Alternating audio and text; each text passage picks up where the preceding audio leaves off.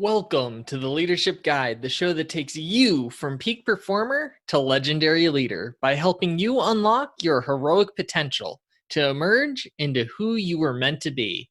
This show is not your typical show on leadership. We have real, raw, unplanned, and unedited conversations with individuals from a wide variety of industries and expertise to get into the reality of what leadership actually looks like in the world, not just theories that you read about in books. We leave the conversations unedited because leadership is not about perfection. Because this show is unplanned, you get unique insights and you get to see a side of these individuals that they don't usually share anywhere else. On today's episode, we have a conversation with Jarrod the Wolf Castillo and discuss the dissatisfaction with the human experience, working with the next generations, and what handstands have to do with leadership and business. I'm your host, Cody Dakota, founder of the Leadership Guide, a member of the Forbes Coaches Council, and finalist for the Extraordinarian Award for coaches with ideas that can change people, businesses, and the world for the better for my ideas on leadership. We are sponsored by KDDM Inc., your one-stop shop for growing your business. If you're an entrepreneur, you'll want to talk with my friend, Tony Kaufman, CEO of KDDM Inc., and her team to help you clarify your message, get seen, get heard, and get sales. Because most entrepreneurs, and I've been there myself, get stuck in the digital and social media world and don't know how to stop losing money and leads.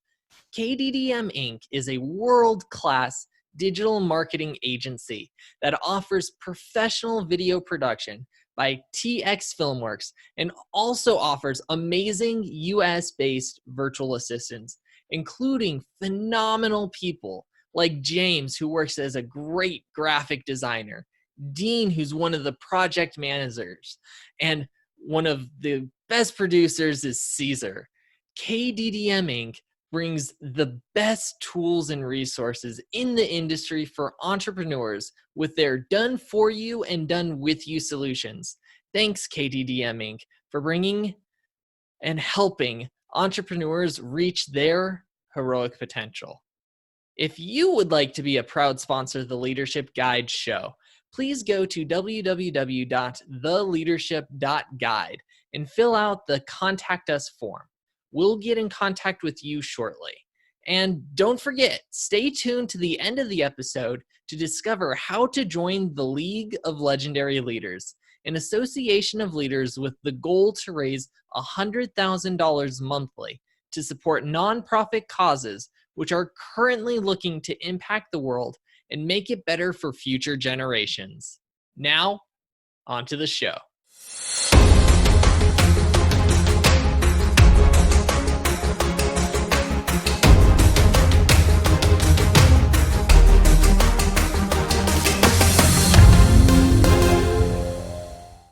Hey, Jarrod, how are you doing today? Oh, I'm doing amazing. How are you doing, Cody? I am living life and I am loving life. Woo! That's recently become a catchphrase of mine. I don't know where that really came from. I like it. I enjoy saying it. It just started happening, but whatever. Yeah. So tell me about the awesome things you're working on right now.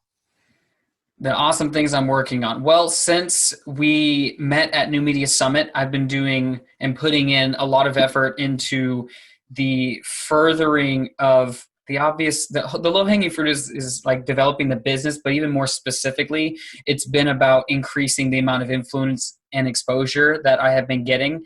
I realized that in certain aspects of my business, there was this new awareness around the fact that I was letting sort of like my fear of being public or like having my words and my ideas and things being out there for potential ridicule was actually leaving me playing small. So I was like, dude, like this is ridiculous. Like I have so much more that I can do and provide. So now it's been this massive effort to reach out, start speaking, start hosting my own events. I just finished up sponsoring an event that went amazing. I got connected with a lot of people, did my first main stage speaking and offer as well. So it's been all cylinders going on developing the business and getting connected to the right people. That's awesome, and congratulations on that. That's an amazing first step to be on the stage for your first. How was that for you? It was it went way better than in my mind that it could have gone, because I had this like, I'm going to be nervous, I'm going to be shaking, I'm going to be trembling. Like that was like kind of like the potentiality of what came up. But right before I actually got on, I kind of did this like grounding NLP, neuro-linguistic programming exercise to just kind of tell my body we're good, we're okay, this is a part of it. And I just turned right on. Like I went straight into the zone. There was no stutter. There was no it was just really good. I mean, there's always room for improvement, but it went really well.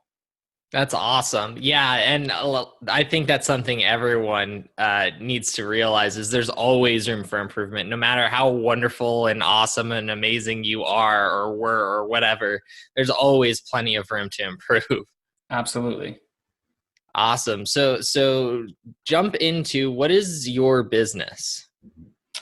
My business is, as it stands, it's W.O.L.F Coaching Solutions, which is basically designed around empowering youth to live a life of freedom, a life of choice. But above all else, I am looking to inspire youth to create and live a life where they feel alive. It's, in essence, it is like life coaching for youth, but it's really designed about helping them be more, do more, and like I said, feel alive, getting them connected to their inner guidance and being able to create sustainable results, amazing results over any given period of time, and providing them with that unparalleled level of accountability. Definitely. So when you say youth, what kind of age group are you looking at with youth? So specifically, it's I'm kind of, so to speak, marketing to like 14 to 22. I've actually had a lot of parents recently who are like, oh, do you do younger, like 8, 9, 10, 11, 12, which, if I find an alignment in how I can provide a service, I will. But generally that like 14 to 22 is where I'm kind of like aiming. Okay, gotcha. So you're looking at a very different market than many people are within the coaching industry. So what is the differentiator from with that age group versus most of your other coaching types of client, which are going to be your corporate clients, your business clients, that kind of general vicinity? Sure. And it's funny you say that, because it's like I could throw a penny in any direction and probably hit about 3, 4, 5, 6 coaches. Everyone's a coach nowadays. Everyone's a business coach or mindfulness coach or whatever it is. And I think Raising my hand here, I'm one of them. hey, look, like it's hot, and if there's a value to be had, I am just like at the event. I think Steve said, he said that we are the solution to someone else's problem, so to speak. So if the suit fits, you wear it.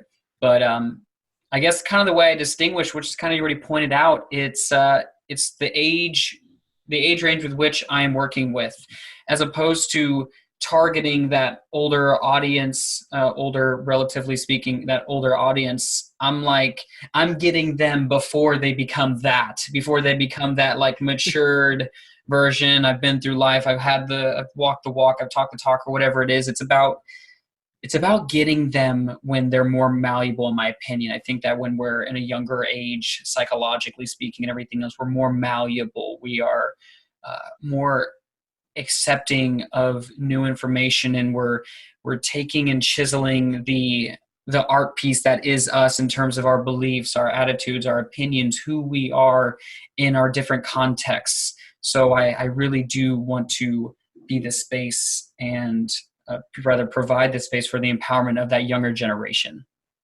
Gotcha, definitely. Now with the younger generation, how are you coaching them? Like, where are you coaching them to?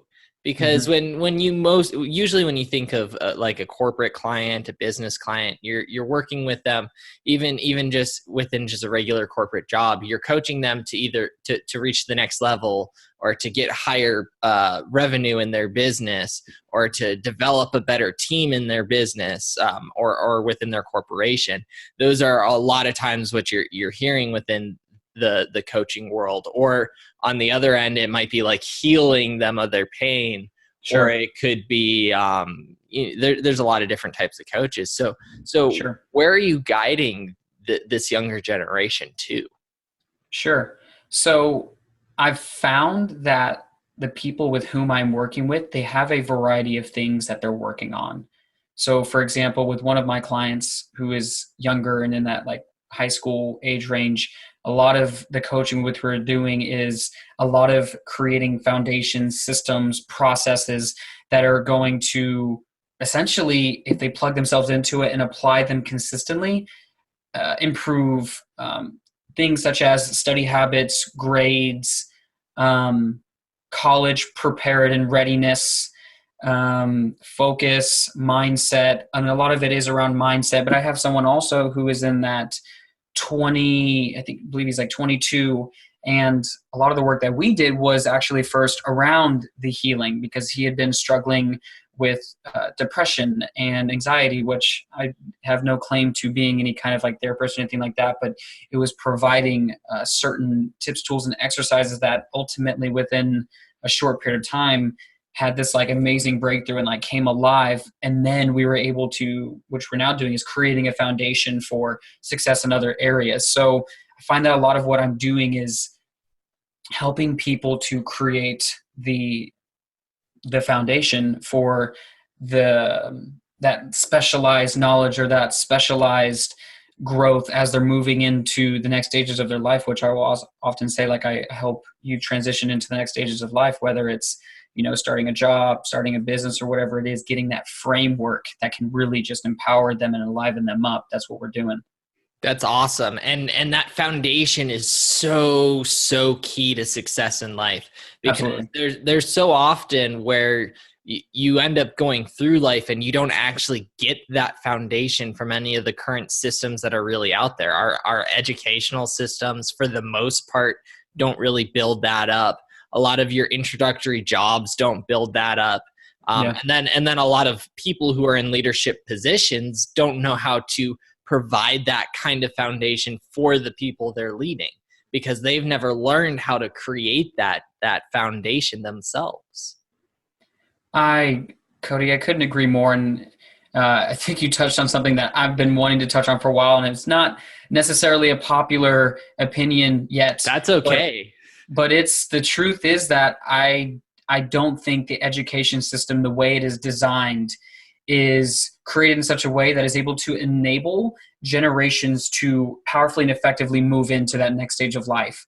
Like, I remember leaving college not knowing very, very basic skills to life. Like, no one ever taught me about money management and budgeting and how to properly, the whole, whether you do 401k or not, or the whole W-2. Like, there wasn't these like basic foundational pieces being taught, but we're over here teaching kids about calculus A, B, B, C, which in a lot of degrees or even fields, you will never need that ever again. Not that calculus B, C, and A, B doesn't have its place, or Greek mythology or whatever doesn't have its place, but if there is no real connection to, oh, I really enjoy learning this, or I need this for my profession, it's just like wasted time, effort, and energy that could have been applied to teaching the fundamentals of, perhaps maybe it's money or time management. Lord knows that a lot of us need that. Yeah. So yeah.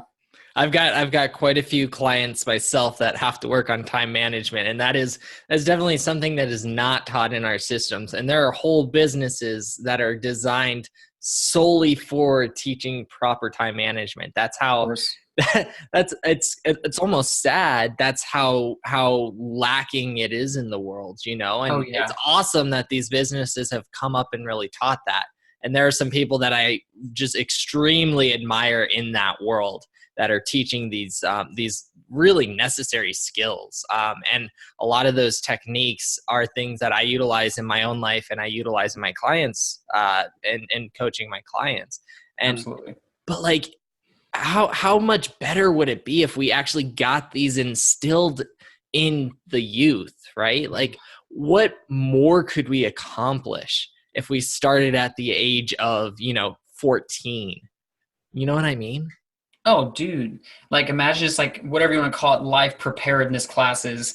It's like, instead of building them up and then dropping them into a career or dropping them into life, it's actually preparing them, and they leave with this like, oh snap, like I can do this. I mean, that would be Exactly. phenomenal. Yeah, and think of how many problems that we have right now that if we just taught certain key skills in school, right, we could completely eliminate or at least dramatically reduce. For instance, we have a huge health crisis, especially here in the Yeah, United States. Why? Because we have a lot of people who go into the adult world who don't exercise and who eat really badly, right? sure. Well, and some of the things they're taking out of school is the physical education, and How then crazy. no one teaches us how to cook.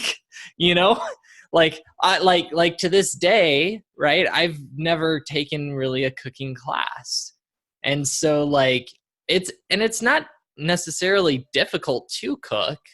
I've picked up recipes and I've made some very simple things, but like if you don't know how to cook and then you look at the process of it and you're like, sheesh, that's a lot of stuff when I could just go to Chick-fil-A. And like, Yeah, don't get me right. wrong, I love Chick-fil-A. I think Chick-fil-A is a wonderful restaurant. I think the food is delicious, right? But like, if you eat at Chick-fil-A every single day, there's a problem. Of course. I mean, I couldn't agree more. Like, whether it's cooking, whether it's, again, those basic planning principles, or if it's, uh, touching back on time management, money management, how to create. And of course, I think the term balance is a little overused and improperly used, and is actually a myth. But being able to cultivate a life where we are able to counterbalance all of the different things that we're doing, and having things that, like you said, like teaching basics of cooking, basics of macro and micronutrition, the basics of finances, the basics of how to transition into those next stages of life. Like, it's absolutely crazy, Or because then what about the basics of creating relationships? And oh I'm my not talking gosh, like romantic relationships because that's great too, but like just friendships. yeah, We don't teach the basics of relationships in general. communication. Mm-hmm. I mean, communication is just straight foundational. Whether you're in business, you have friends, you have family members, you have, I mean, interpersonal conflict should be another one as well. It's like, how to be able to articulate a thought that you have, or an idea that you have, and being able to do it in a way that is effective. And then maybe even a step beyond that is like negotiation skills, like Yeah. being able to have healthy negotiation between any group of people. Or just discussion in general with opposing viewpoints, right? Yeah. Like because like so often people put up this super wall in front of them as soon as an opposing viewpoint comes in front of them. Of and course. and I'm lucky that I don't even know where this came from, probably from my family, but like when I hear someone with an opposing viewpoint, I'm intrigued. I'm like, okay, Yeah. I want to hear what you have to say, because like, what if I'm wrong, right? Mm, And their whole viewpoint could change everything in the way I see that, or yes. it might not. Maybe it doesn't convince me, but maybe there's some other key principle I can pick up, or Yeah. I can pick up just how they understand it from their viewpoint, which Yes. allows me to just simply have that simple connection. And we don't teach that. And this isn't just the youth. This happens all throughout life. I remember I had a teacher in college. I went to a Catholic university, Yeah. and I wrote this paper, and it was on Paradise Lost, right? Mm, So I'm going to a Catholic school. I'm not Catholic myself. I am Christian, but I'm not Catholic. And we're delving into a pretty Catholic book in general. And I remember reading this, and I had this idea that was not very Catholic, right? And I wrote my entire paper on it using support from the book, right? yeah. And I remember I got, I think, a D on the paper. And the only thing written on the paper was, I don't agree with this. How awful is that? Wow. Wow. I mean, wow. It's like, oh, I don't agree with what you think, therefore. Yeah. And it's like this is a pervasive problem in our society, right? Yeah. If we could instill this kind of the mindset that prevents that from happening in our youth, oh my gosh, the amazing things our youth could do. Yeah. I feel like it's just like this. I think it's beyond tolerance. I think it's being able to, foster this environment for compassion and for understanding. Like, you don't necessarily have to agree with it, but I think there's just like a certain level of being able to respect your fellow man. And this is beyond your skin color, your race, your Oh yeah. ethnicity, nationality. Like, just being able to say, oh, I hear what you're saying. And like you said, like, it might be, oh, like, I get that. I'm going to adopt that into my own. Like we talk about psychology, like assimilate or accommodate, like bring in something new. Or maybe it's, oh, you know what? That's not really, like, that doesn't really fit in alignment with what I'm, currently creating or believing. However, this little piece, I like that. I'm going to take and add that. Or maybe it already reinforces what I think. But being able to create space for other people's ideas, to have them be heard. I mean, what kind of world would we be living in then? Exactly. Absolutely. Now, you said something really interesting, and this is something you've talked about before, but it's this concept of balance, right? Yeah, So delve into your thoughts on this concept because it's really is a huge catchphrase in today's world, especially sure, the quote unquote work-life balance that you see. sure. And if you're looking at the younger generation, I'm sure that's like school, relationship, sports, home life balance. Yeah. But like explain your thoughts around this concept. Yeah, and I'm gonna throw in there like video games and media. Oh yeah. I mean, if you look at a pie chart, that's like 50% is just like video games and media. In the Oh my middle of goodness. class, in the cafeteria, heck, when they're talking with their friends. So make sure we include that. But I think what it is, it looks like this. I've been in a coaching program recently, and one of the most beautiful concepts that I got from being a part of it was the idea of having an integrated lifestyle, meaning that my business, my personal life, and my movement that I'm creating can all be integrated. But that doesn't necessarily mean balanced. And I'm going to explain by giving an example. You might have seen it, maybe you didn't, but when I actually went and spoke at the event, I did a handstand while I was giving my pitch. Yes. And I thought you were going to do it throughout the entire pitch, by the way. I thought you were going to do that and I was going to be so amazed. And then you came down like 30 seconds into it and I was like, oh man. So next time you give a pitch, you got do to the whole train thing. yourself to do the entire set. Good. Okay, got it. Got it. Now by the end of it, I'm like, okay, all right, I'm done now. I can breathe, or I pass out completely, and everyone applauses, and I get up off the ground. Yeah, I'll work on that one. But yeah. So inside of doing the handstand, I started explaining that the concept to me of balance is a myth. So even inside of a handstand, although it looks like I'm holding this handstand, I am quote balanced. I am constantly having to make little articulations inside of my body, whether it's flexing in the wrists, squeezing in the glutes or the legs or in the core. I'm constantly making micro movements to be able to adjust. And what then I would propose is that instead of thinking of like I'm always trying to achieve balance, I'm always in this flow of counterbalance. I'd actually heard this concept from Dan Thurman. It's really great. And basically what it was explaining was it's like juggling balls. When you're juggling a ball, although it appears, maybe there's 3 to 5, however many balls, it's like, oh, we're juggling 3 to 5 balls. But in reality, we're only really juggling one at a time, and the rest are in the air while this one is being tossed.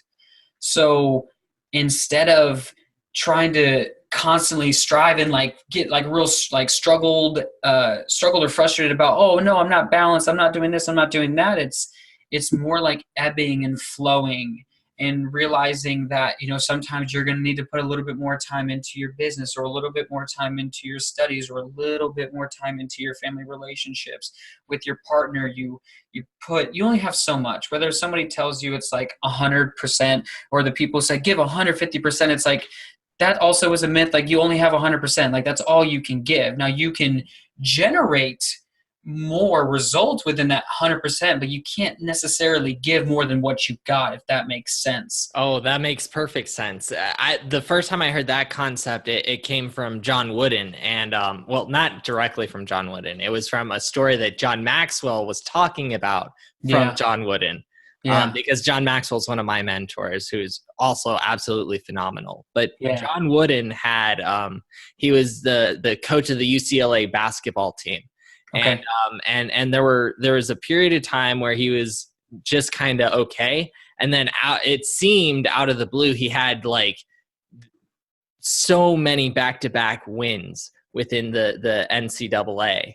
And he went on to become recognized as one of the best coaches in history. And we're talking across all sports, not just basketball. Wow. He's considered one of the best coaches in all history.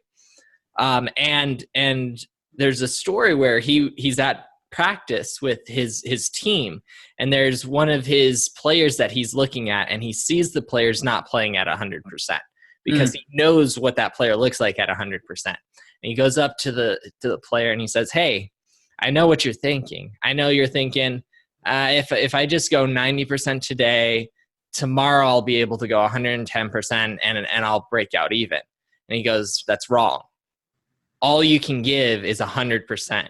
And so if you don't give 100% today, that 10% is lost forever. And so if you want to become the best you're able to give, right, put in your 100% today, because you're never going to get that 10% back." Powerful story. Wow. I'd never heard that before. Thank you for sharing that. Definitely. Yeah. No, John Wooden, absolutely phenomenal teacher. And he went on I mean, he coached some of the best players in basketball, and I could tell a few of his stories, which because he is such an awesome guy. Another one of the things he taught, first thing when a new player came into the program, right? The very first thing he would teach them how to do is how to put on their socks and put on their shoes. And you're thinking, these are college players. They should know how to put on their socks and shoes. But he taught them very specifically the nitty gritty of how to put on your socks and shoes, because he recognized that if your socks aren't on right, it could lead to blisters. If your shoes aren't tied right, it could lead to messing your ankles up. And if those happen, then you wouldn't be able to play at 100%. And every time you don't play at 100%, that's potential that's lost. Interesting. Let's talk about foundation, right? Exactly. And that's what he started with every one of his players, was the foundation. And we're talking about good players. You know, the players that went to UCLA were good basketball players. Many of them went on to go play pro. And so it's not like you're talking with like 5-year-olds about how to put on your socks and shoes. These are adults that you're talking about, very young adults, but they're still adults. Nonetheless, that's so funny. And I'm sure they're like, "All right, Mr. Miyagi, what are you guys doing here trying to put on our socks and our shoes? Why am I waxing on and waxing off?" Yeah, putting on and taking off. Don't get blisters, young one. But I mean, inside of that, I mean, you are spot on, exactly right. And I'm glad that we brought up the whole 100% thing, because I think I think it's a misnomer. I think you can get more than 100% of your results based off of what you do, like that whole 80-20 principle. But you know, inside of that 100%, I think it really just does come down to, when you show up, you show up. You show up and you put out everything you can to the best of your ability, no matter what. And if you find that you're getting stopped, stuck, or whatever it is, I think that that's when, you know, start to ask different questions, or, as I think is really important, rely on community. Stop trying to do it all alone. Rely on the people around you, you know, extend a hand, ask for help. Definitely. I definitely agree with that. And I mean, if you look at it from like a basketball perspective, just because I have basketball on my mind now, Yeah. right? You can put 100% of your effort into doing the same thing over and over again. Sure. And me personally, I'm a very small guy in comparison to most basketball players, right? So if I decided that I'm going to put 100% effort into going against the biggest, tallest, bulkiest guy defender on the other team, right? And I'm not a good basketball player either. Sure. Like when they say white boys can't hop, I'm that statistic right there. That's not always true, but it's very true in my case. So like if I put 100% effort into going against an awesome defenseman in basketball, I'm probably not going to succeed, no Yeah. matter how hard I keep trying to do it, right? Yeah. But like if I got Michael Jordan on my team, right? Yeah. Or, fill in whoever player you love the most, right? That's really good, right? If I have that guy on my team and I just pass the ball to him, we can still win, even though I don't have a chance against beating my personal defender, right? But if I put 100% effort into getting the ball to the right person, then we can win. Yep. You're right on. Spot on every time. So you said another really interesting thing here, and I've got a question around it. You were talking about how with our younger generation, and this is totally true. We're seeing this all the time. The technology is in front of their face all the time. Social media is there all the time. Video games are there all the time. Yeah. And it's not just the younger generation. Part of our generation is like that. Even the generation before us, some of us are like that. And so but it's very prevalent in this generation that's coming up, that's really starting to enter into the workforce. And so how do you go about connecting with these people that are so attached to their technology? So it's interesting. I couldn't help but just look at that board right behind you as you said that. And the things that stuck out to me were controlled attention and creative vision. Well, actually, it was what I heard in my head was creative vision. And the reason why I think that is important is this. I think that to some degree, there is some level of dissatisfaction with the human experience for these people. Meaning, for example, Ooh, that's powerful. If I was so, like, for example, if I'm skydiving, there is not a single chance that the first thought on my mind while I'm doing that is, oh, let me get out and take a selfie. That's not the first thing on my mind. But the first thing on my mind is, holy crap. Like, it's I just went out of plane. I just flew outside of if I'm playing paintball, the thought is, don't get shot in the head. Where is everybody at? Like, I am engaged in what I am doing, right? Mm-hmm. I feel as though that there is this strong necessity to create distraction. And perhaps it's a byproduct of this lack of satisfaction within the human experience. So, for example, I have had multiple clients, one in particular whom it was like struggling with creating results in the context of school and grades and things like that and beyond. And the first question I kind of very pointedly put out was, yeah, okay, well, how much video games are you playing? When are you going to sleep? When are you waking up? Because ultimately a result is the product of some process. So, it might look like this. Client shows up. I'm tired. Oh, okay. Well, why are you tired? Well, I woke up at 6 a.m. I didn't get to bed until 1 a.m. Why did you get to bed at 1 a.m.? Oh, because I was playing video games. Oh, okay, well, how long were you playing video games? Well, I started around like 7, 8, 9, and then I ended up playing video games that late, and then I had to wake up early because I had to do my homework that I didn't finish the night before, and then I ultimately ended up like rushing to study study for that test. And it's like, oh, interesting. Like there is this, it's very apparent right in front of me that, okay, this person distracted themselves. Not that I think video games or social media or telephones are a problem, but everything in moderation, right? It doesn't matter what it is. Even if it's like good food or even water, if you drink too much water, You'll you can drown drown yourself to death. Yeah, literally. People have died from that. If you eat too much food, you could, I don't know if there's a point where you can actually like die, but I know for a fact you could definitely vomit and you can like get to a certain point where it's no longer good for you. Like literally too much of anything, I think can be harmful. So in that light, video games, telephone, social media, if it's like every single moment that isn't being spent doing something, need to like grab my phone or grab something to distract myself. There's almost like this uncanny level of distraction. So the way that I want to work with these people is to really get to the core of, why do you feel that need? Like, why do you want to compulsively check your phone, or compulsively and for extended periods of time play video games, and get to the core of that. And I get things such as, what I really want is to connect with people, because I don't feel connected with people at school, or I'm bored, I'm unengaged. So it's about bringing awareness to that, controlling the attention, and then creating a vision for the future. I love that. And that is, I mean, that's not just the younger generation. That's all over the place that you see that.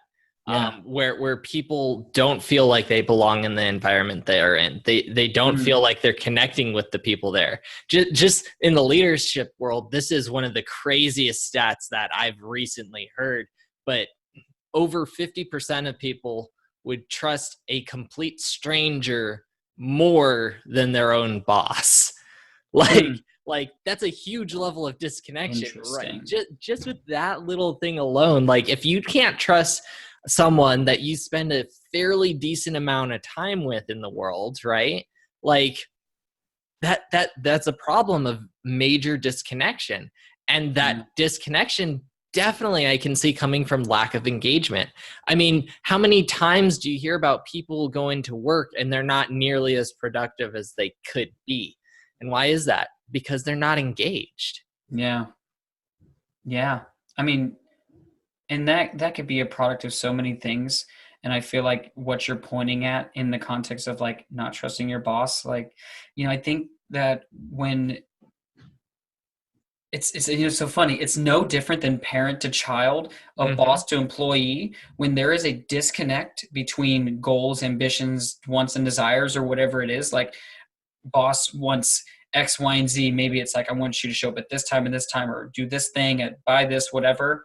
And there's, the other side of the story, which is, the person who's working wants to have this knowingness that the boss has their intentions in mind of, oh, I really want to work through the ranks, or I want a bonus, or when there's a disconnect there, then, and we went to communication, there's a breakdown in communication.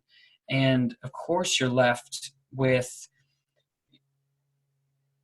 the person, the employee almost having this like sense of helplessness. Like, oh, I'm going and doing because I have to put food on the table, or whatever it is, and I'm feeling very disconnected from everything around me. You have this level of disconnectedness. So then we try to numb it, whether it's, drugs, alcohol, phone, social media, whatever it is, just to get that feeling of, I'm a part of something, and I'm actually creating and progressing and moving forward.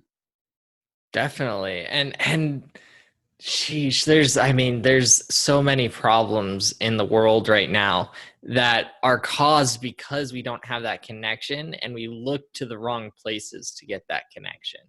Of course. Like you were talking about drugs and alcohol.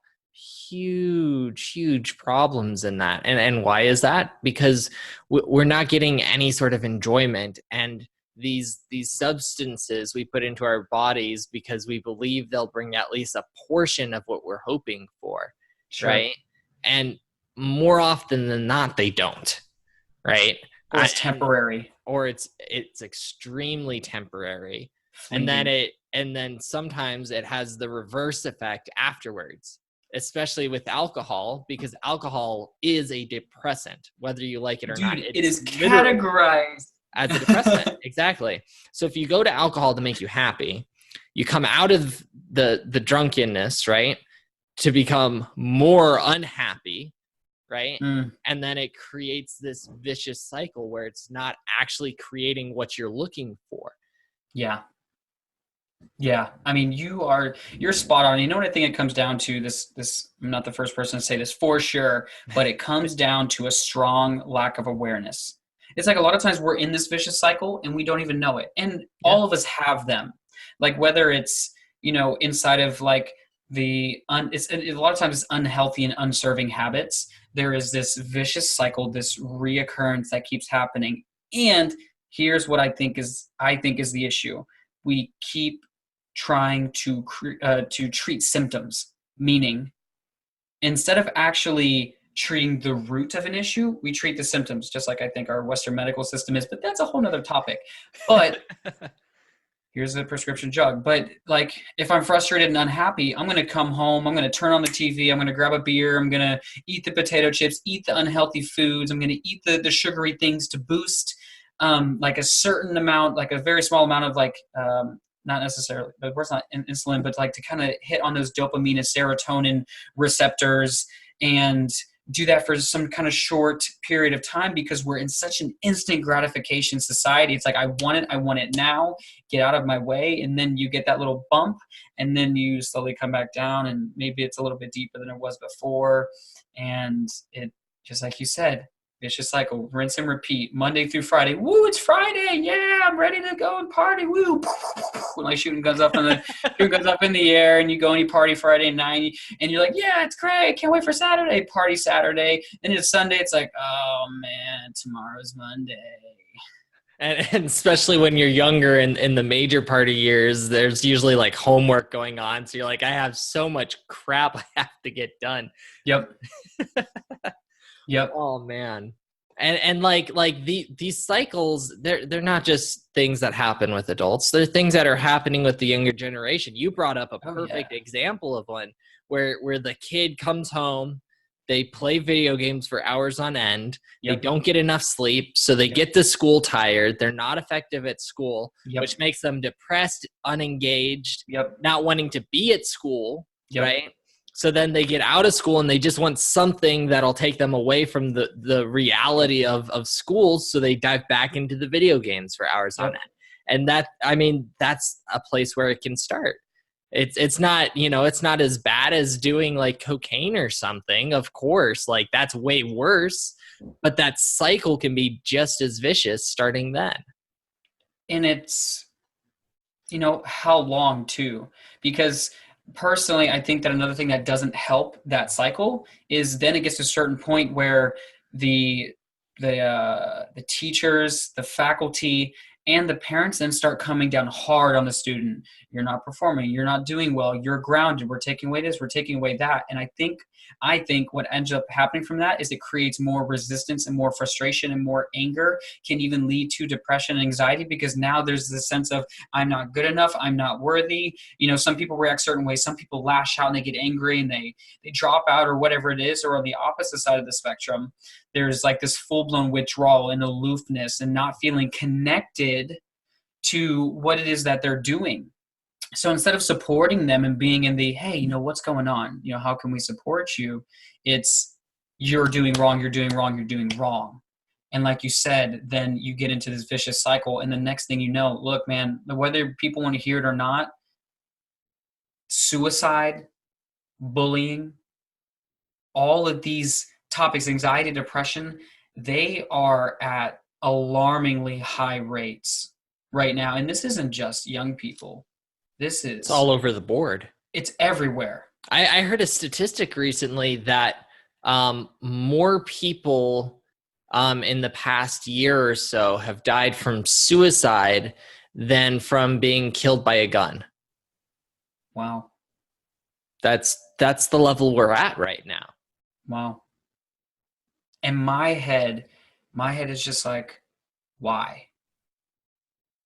And instead of looking and be like, oh, that sucks, this is bad, like all I can think of, here's the symptom. The symptom is we have a lot of people who just don't want to be alive anymore. And all I'm thinking to myself is just, why? Where did that come from? Where's the root? How can we support? Stop attacking people. Stop bringing them down. Stop trying to blame them or whatever. It's like, be with them. Create space for them.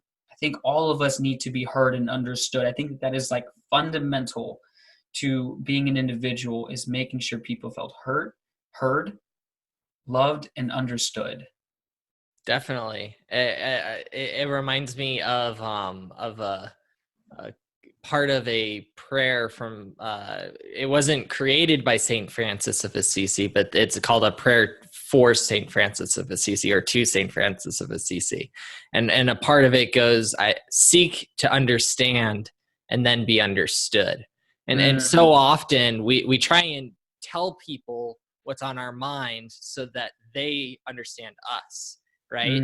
What, like the teacher, hey, your grade is here, that's not acceptable in my class. Or the parent, you can be better than this, I know you can be better than this, you need to perform better, right? Yeah. Wow. They're exactly, they're putting themselves to be understood. Or the boss, right? You're not coming in on time, you're supposed to be here at this time, that's it, right? And they're not going to the other side and saying, hey, I saw that your grades weren't doing that great, why are your grades not doing that good? Or, hey, I noticed you came in late, what happened, is everything okay? Right? There's no seeking to understand. And it right then you're creating that disconnection, right? Wow. That's I really appreciate that you said that, because that kind of put something together for me in a very simplified way that really elaborates on what I was trying to explain in this. Like, ultimately, at the end of the day, like if there's a hand here, you can see this side, I can see this side, right? There's like my perspective, there's your perspective. And of course, there's always three sides to a story. There's always there's what you see, there's what I see, and then there's the actual truth of it. the reality, right? And I think that's what actually, this is something that I heard recently. I think is awesome. Maybe this will kind of connect. But one of my coaches said that we, in the context of affinity, reality, and I'm thinking communication, reality, communication, and affinity. Anytime we increase any of those, all of them as a result will go up. Meaning, if I increase the amount of affinity or love I'm sharing for somebody, my connectedness to reality and my ability to communicate with them increases. If my communication is increasing with them, my ability to express affinity or to be connected to reality increases. So, in that same light, when we get very connected to the reality of what somebody else is experiencing, like if you're struggling with your grades and I'm the parent, and instead of going straight to like being very intruding or very like antagonistic and like it's almost like trying to get a rise out of them just because I'm your parent and what I say goes. There is no affinity, there is no communication, and then there becomes this disconnection from reality. But just like you put it, if we were to both first go over there and say, what's happening on your side? Oh my goodness, I understand. Now that I can understand a little bit more, may I share with you my side so we can have this mutual understanding and then co-create together. Definitely. I just this isn't co-creating, but I just thought of this. Sun Tzu wrote The Art of War. Yeah. And one of the principles in The Art of War is that in order to defeat your opponent, you have to know your opponent. And the thing is that as soon as you completely understand your opponent to the point that you're able to defeat them because you know them so well, you actually love your opponent. Because in order to understand them at that level, you have to love them at some sort of level. And a lot of people apply the art of war outside of war because the principles are so malleable. And so you can take this into business, or you can take this into the home life, right? Where your goal is not to obviously kill the other party in these situations. Yeah. Unless you're actually in war right now, that's not going to be your goal. And so then what does it mean to defeat your opponent, right? Sure. Well, if you're looking at a parent, right, and you want your kid to do well in school, to quote unquote defeat your kid would be to get them to do better in school. Or defeat the bad grades. Maybe it's not even defeat them, it's like defeat the bad grade. Yeah, defeat the bad grade. That's Exactly. the scourge. Exactly. And I mean, you can malleable it to whatever level or however you want to look at it. But the key to it, right, is to understand the other side, right? In order to get your son, your daughter, whoever, right? To perform at that high level, you have to know them so that you can figure out how can you get them to want to be motivated to do the work? How can you get them to understand why doing the work is important? How can you put these principles in front of them so that they understand it, and then not just understand it, but actually want to enact these principles in their own Yes. life? Yes. No one likes to be force-fed, man. No one likes being force-fed. Yeah, Matt, I'm sure that was I know it's been one of these books I read, but this whole idea of like being able to make it seem as if it's their own idea, or being able to create it in such a way that it they come to their own conclusion on it, or they see it for themselves. Like, oh, you know, if you get, if, for example, the parent, or even let's just say in business, if a CEO or a manager gets really connected to what the employee is wanting to create, gets so connected to it, and then begins to frame their actions and their interactions in such a way that empower that individual, I'm willing to bet everything that is me and that I own that employee, that child, whomever it is, will be more and do more in any area that which that is created from. definitely. That actually makes me think back on when I first entered the corporate world.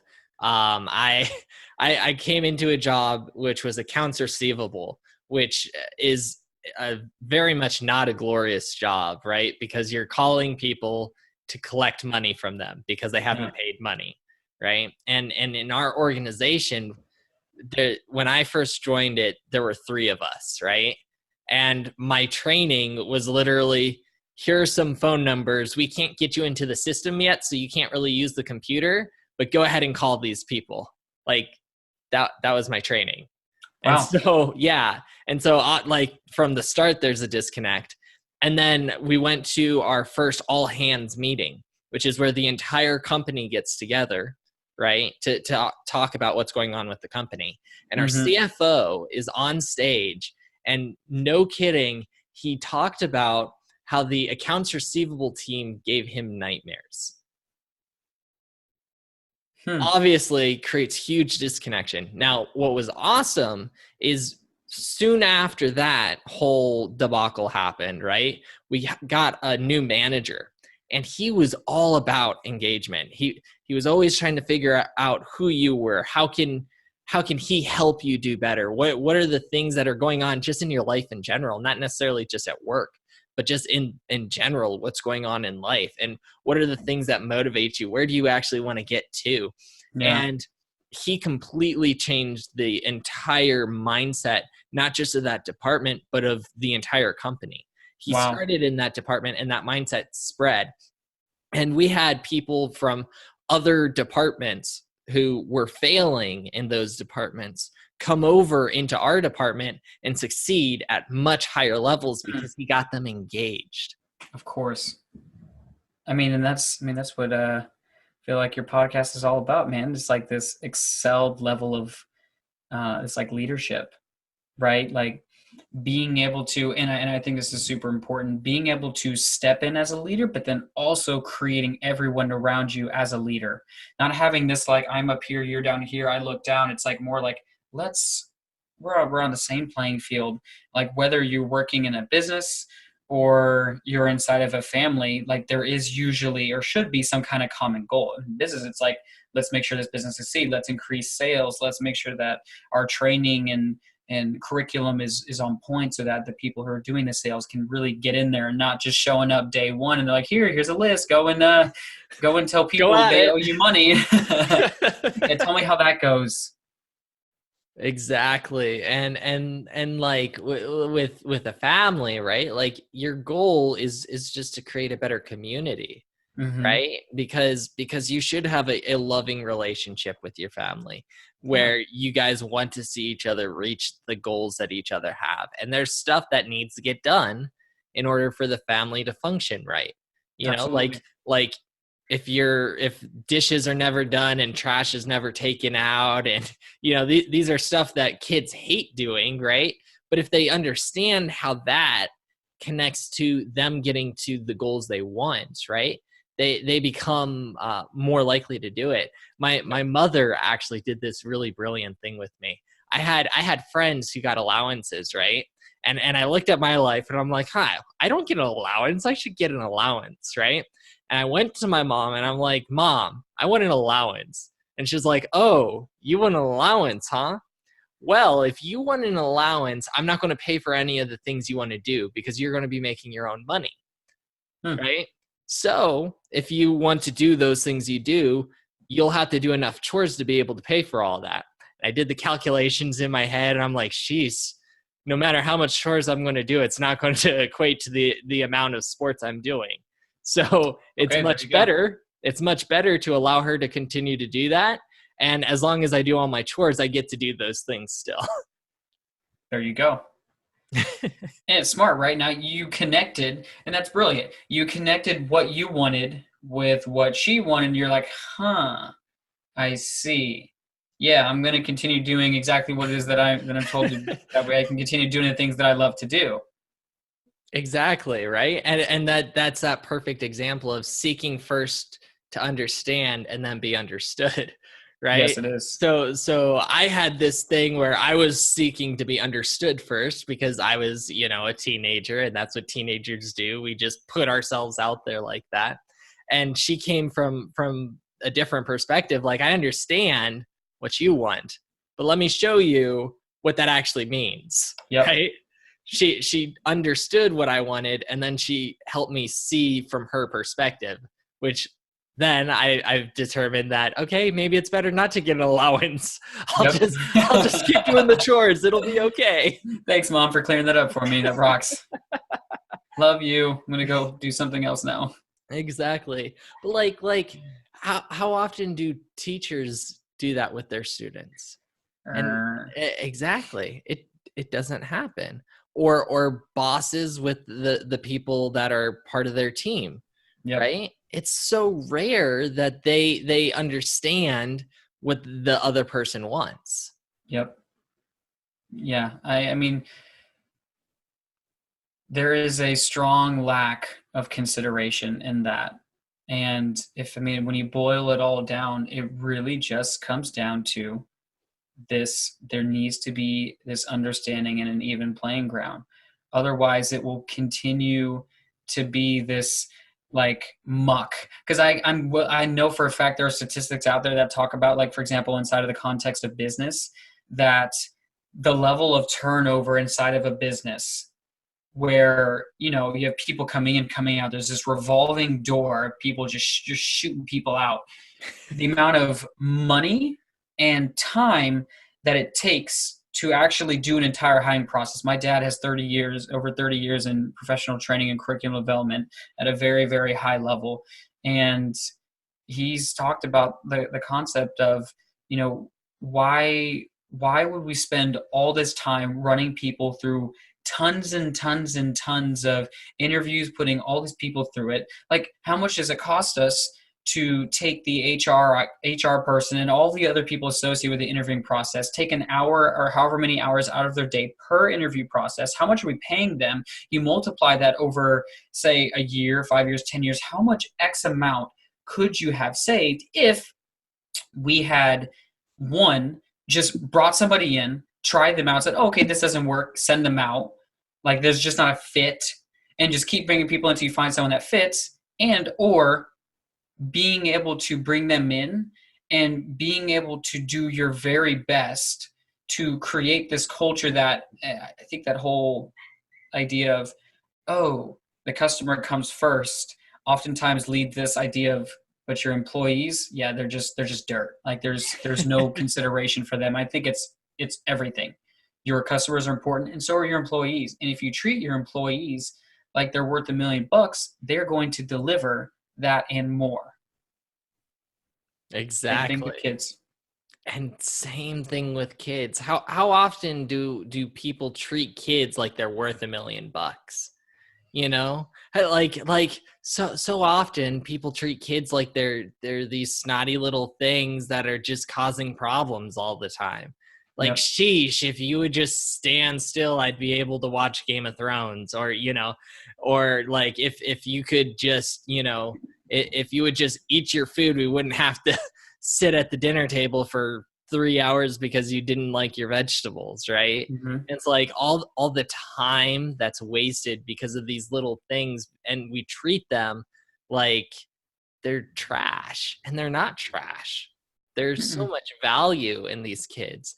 Like I'd love to hear some of the stories where you've come into a situation where the child was not viewed at a high level, and you've Sure. helped them become what they could be. Yeah. So just to clarify, that's you want me to tell a story about me doing that? Yeah, I'd love Okay. to hear that. So, and this, this can be touchy, but I actually had one client with whom was struggling heavily with depression and anxiety, and basically kind of tailed a story where he experienced a lot of conflict and lack of worthiness with his interactions with his father. His experience was that his father gave a lot more care and attention and time and just energy in general into his brother, but not nearly as much for him. Mm-hmm. So then, what ends up happening is after enough interactions, this belief starts to be created that I am not worthy, I am not good enough. And the stories go on. And what's interesting is if we don't address that and bring awareness to it, that same feeling, belief, and attitude then trickles into other relationships, perhaps in our intimate relationships or our interactions with friends or even at work. There is this foundational belief that I am not good enough, I am not worthy. So inside of that, what I did with him was getting very clear on that. It's like, oh, he had a story of, oh, this is what it was like with my dad, and da da da da da, and we spent some time really figuring out and distinguishing, okay, but what did you make that mean? And once we got to the core of that, there was this like light bulb, like, oh my goodness, I have been living out this falsified story, completely disconnected from reality, that my dad doesn't love me, that I am not worthy, that I am not cared for, that my well-being isn't a priority. And because of that, here have been my actions. And once he was able to distinguish that, he went from this very like mopey, disconnected state to having interactions with his mom and his dad that were completely transformed. And also transformed just in general the way that he showed up in his way at work, in his interactions with his family, in his interactions with his girlfriend. Like there became this profound level of accountability and responsibility. Like not just like blaming other people for what happened, but saying, you know what, this is on me, and I'm going to overcome it. Here's what I'm going to do next. Definitely. And how many times are leaders looking for that kind of a person for their organization, right? What's beautiful about Mhm. that, right, is this was someone that most people in a business wouldn't look at as a potential candidate to be someone great who would take accountability, right? Sure. But when you took the time to show them what their value was, they became what everyone is looking for. It's interesting, isn't it? And so like, I mean, just like you pointed out, it started somewhere, and it's like you shine it, you polish it, and then you're like, aha, here is all the value. I guarantee you, anyone who is hiring, who's a recruiter, anything like that, if they see that that person is the type of person to take accountability, responsibility when perhaps something doesn't get created up to this expectation, like if you didn't do enough sales or if you didn't get this grade or whatever, if there is this like accountability, instead of saying, oh, I was late because traffic on I-4, or I didn't get the sales because Susan came and was distracting me, or I didn't get the grades because the dog ate my homework. Instead, what it looks like is, honestly, I was late to work because I didn't plan my time better. And from now going forward, I'm going to make sure I leave 10 minutes earlier. Or I didn't hit my sales quota because I was too busy dinking around on Facebook. And going forward, I'm going to make sure that I don't do that. Or if it's I didn't get the grade on my exam because I spent the past 3 nights playing Fortnite until 2 in the morning, and I see that, now I'm going to, turn off Fortnite maybe at like 10 or 11, do the studying and things like that before or whatever. Like there becomes a new realm of possibility and awareness that just wasn't accessible before. Definitely. One of my mentors, Brian Johnson, he tells this awesome story that he learned about this statue in I don't remember exactly where it's at, but it was a Buddhist statue, right? And it was made of pure gold, right? Mm-hmm. And it like this beautiful artifact of a statue. And these monks were living in this area, and they were about to get attacked by bandits.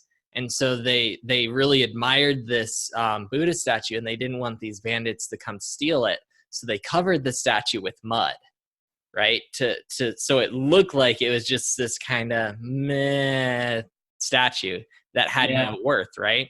Well, it ended up that the people who knew about it ended up dying. So the statue, right? The statue was covered in this muck for years and years and years. We're talking like generations, where people just thought it was this kind of meh statue that existed. Even the new monks that ended up coming into the area just thought it was this little thing, right? That didn't really matter. And then one day someone was going around cleaning stuff, right? And they happened to take a little bit of the mud off, and they noticed there was gold underneath. So they went, interesting. They continued cleaning until they discovered this entire statue was gold, that it was actually worth so much. Wow. And how often in life do we have people who are just covered in muck from whatever's happened, right? Whether it's at home or at school, past relationship, they're covered with muck. And then they go into this new situation with people that have never met them before. And those people think that they're just muck, right? And when in reality, if we just took a little bit of time, we look to understand them first and look at what are their strengths, we could see, oh, there's actually gold underneath all of this muck. Yeah. And if we helped clean up all that muck, right, that person could become this beautiful, amazing person that does just the most amazing things in the world. That true, authentic expression. I think that something that was kind of similar that really connected to what you were saying. I was actually at this event, and this woman, her name is Shamika Tankerson. She's phenomenal. She gave this analogy that perfectly correlates with that. And she took out $100 bill, and she said, how much is this worth? Everyone's like, $100.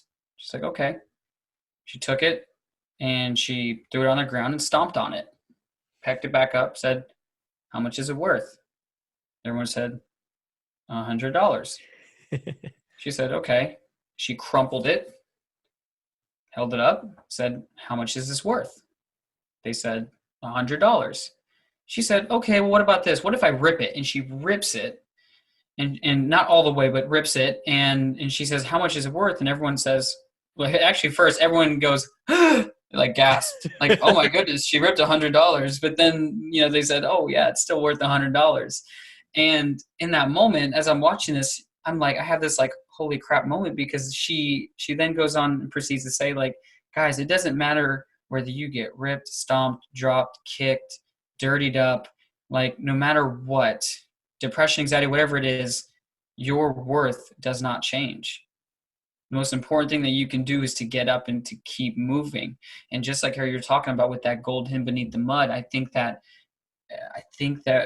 whether, whatever people's philosophy is on it, I think that we were created and designed perfectly, that we came into this world perfect, and that anything outside of that is this illusion. It's like, oh, there's no such thing as perfection. It's like, I think that we were created exactly the way we were supposed to be. Therefore, it's always been perfect, but sometimes we get this disillusionment and this disconnection from who we truly are, and then we think of ourselves as less than that,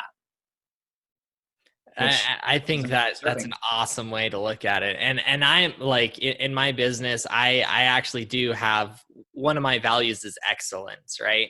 And I Yeah. say with that, I say mediocrity is unacceptable, but perfection is impossible. Mm-hmm. But we're looking at two different types of perfection, and that's Mm-hmm. one of the nuances of how language really is. Yeah. In one perfection, right, the one that I usually talk about, it's this idea that if I put all these tiny pieces together, right, I'll never have to change anything again. Yeah. And that doesn't exist. That form of perfection doesn't exist, Yeah. because everything will always be changing. Change Subject. it's an inevitability. And Yeah. so to put so much effort into this quote unquote ideal perfect, right, that's never Mm. going to happen. That's one form of perfection that doesn't actually exist. But there's a different form of perfection which you're touching on, which I actually think really does exist. And I wouldn't necessarily use the word perfection for it in my, that's just the way I look at it, but it still applies. It's this understanding that what is should be.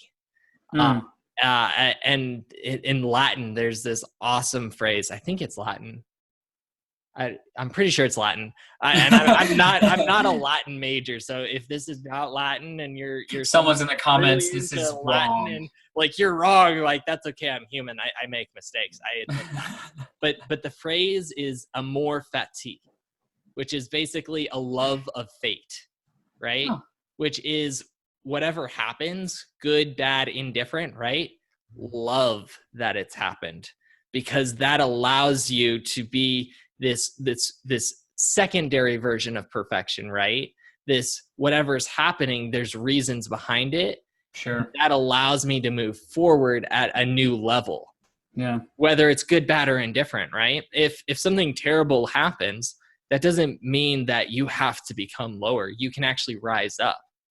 And Sure. it's this version of perfection is more about worth, right? And the personal worth of a person is infinite.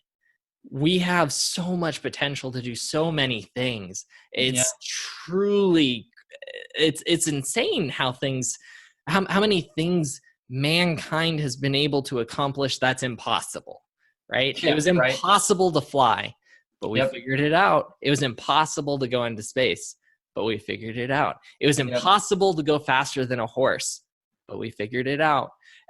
Like this happens all the time, Yeah. all the time. And so to say that someone's not worth something, that they're worth less than whatever, right? Yeah. That's not true. Now their worth may not look the same, right? Just Mm-hmm. as $100 bill is going to look different than a $100 yen, right? And I mean, obviously those don't equate perfectly because they're not worth the same in economics, whatever jazz, right? But like, okay, $100 versus $100 worth of quarters, right? Their worth is the same. They just appear very differently, and they Yep. have different things they can do, right? And their worth is exactly the same, but how they can work in the world is very different, right? Yep. Like that $100 bill is great, right? But you can't stick $100 bill in a gumdrop machine. No, you can't. And if you try, you're going to think that $100 bill is worthless, right? Yep. But at that same time, right? If you try and bring $100 worth of quarters into buy something, there's a good chance that the store will be like, no, come back with $100 bill. We're Yeah. This not is going to change. ridiculous. And they're going to be like, you're a joke. Why would you ever, like, what kind of terrible human being are you, right? The, Big the old bag. worth, the worth is exactly the same. And this happens with people, right? Different people have different strengths, and the way their worth appears in the world is very different. And if you look at where you can put their worth to maximize the use of their worth, it's amazing what they'll be able to do there. Mm-hmm. You are you're perfectly on point. It's like trying to fit a square in a circle hole. Oh man, and we do that so often, right? Or try to make the fish climb a tree, right? Yep. That's one of the ones that I hear a lot with the educational system. You know, Yep. you can't make that fish climb a tree no matter how hard you work, and Yep. you Yep. can't make the monkey stay underwater for 30 minutes plus. It's just not going to happen. And if you try to do that, it's going to look really bad. But as Yep. soon as you put them in the right environment and you Yes. allow their what they naturally already have to go to the highest levels that they can do it, I mean, miracles happen. Couldn't agree more. And environment is so key. It's something that I tried to fight for a long time. And I realized that, you can always show up and do your best. You can always keep trying to do your best, but to a certain extent, your environment does, in my opinion, it's going to create some kind of difference in the potential for someone to show up. I mean, look, we see it for, statistics in regards to socioeconomic status, like people with more wealth and affluence versus people who don't. Like the opportunities and the potential, it's not the same. And It's I think the true. same can be said about, the environment with which we are, putting our youth, our children into. Same thing goes for business. What are you putting your employees into an environment that is wealthy and affluent? Are you putting them into one that is impoverished and just not up to a certain standard? So important. Definitely, no doubts. So I've got to start wrapping this up. This has been just absolutely amazing conversation, though. Uh, if someone is looking to get a hold of you, what is Yeah. the best way for them to get in contact with you, or best ways? I mean, throw in as many plugs as you want. I don't really care. Cool. Yeah, so the best ways to get connected with me are on Facebook, Instagram, LinkedIn. Those are the main social media platforms right now, and they're all under at Jarrod Castillo, which is JarrodCastillo, or my website, which is jarrodcastillo.com. And yeah, I'd love to, make connections with anybody who resonates with the message. And stay tuned. I got a podcast kind of be rolling out as well. It's going to be Ooh, amazing I'm so far. excited for that. Yeah, the running title right now is Follow the Wolf, but we'll see as that kind of comes into development what that looks like. Definitely. And I would we didn't have a chance to talk about it today, but I would love to have you on again so we can talk about this whole thing behind the wolf, because Yeah, I think animals in general and how we connect with animals is very fascinating. And yeah. I've had my own stories behind that, and I'd love to hear your stories sometime. I'm looking forward to it, man. I'm looking forward to it. All right. Well, until then, thanks for being on here today. Thank you, Cody. It's been such a pleasure. Thanks for listening to this episode of the Leadership Guide. Please make sure to go onto your favorite player of choice and there rate the show, then subscribe so that you don't miss any future episodes. Then, if you truly want to be a legendary leader, share this episode with someone that you know will be impacted, because legendary leaders fuel not only themselves, but others as well to their heroic potential. If you want to unlock your heroic potential faster, then you will want to join the League of Legendary Leaders, an association of leaders who are dedicated to unlocking their heroic potential, unlocking the heroic potential of others, and where legendary leaders are born. The League of Legendary Leaders also has a goal to raise $100,000 monthly to support nonprofits that are actively undertaking causes to impact the future, including areas such as homelessness, neurodiversity, character strength, positive psychological research, and more. Seize the call now. Go to www.theleadership.guide and click Get Free Guidance Now to propel you on your journey to legendary leadership. I'm your host, Cody Dakota, and I'm honored to have spent this time with you today. My final message for you, and listen closely. It's time. Wake up your heroic potential. Let go of your fears and anxieties. And let's discover what is possible on your journey to become a legendary leader. Emerge and become who you were meant to be.